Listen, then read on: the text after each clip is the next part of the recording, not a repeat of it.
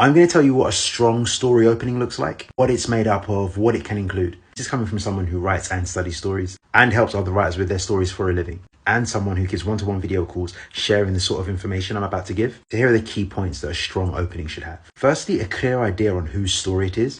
Who is the main character? It could be a multi-POV story or a story with one protagonist, but the opening has to make it clear who this story is about. There's nothing worse than an opening that focuses on a completely different character, and then you reach page 80 and learn that the story is about someone else. The opening of the story, by the way, is the first 20%. Another feature of strong openings is a clear picture of the potential problems. Readers have to have a sense of a world where things potentially could go wrong, or indeed are already going wrong. This allows for the early questions to arise, and it's those questions that carry the reader on. Also, these problems or potential problems create the idea of tension, and again, it's tension that encourages the reader to read on. My next point is genre clarity. During your opening, make it clear what genre this is.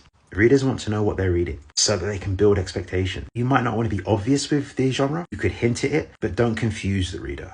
You're not ruining the story by letting the reader know it's a fantasy or a romance. And my last point is to hold back. Don't give everything away. The strongest openings give readers enough to make them continue and want to read on, pose questions, but they're also aware that they've got 100,000 words to play with, so they don't give everything away at the start. Intrigue and curiosity are great tools to foster and harbor for a story. And they're my key features for a strong opening. And if you can do that and subvert some of these ideas with your own ideas, your own touches, you'll do well. If you want to know more on how you can apply these ideas to your stories, think about booking a one-to-one call with me so we can work on and build on the ideas that you already have.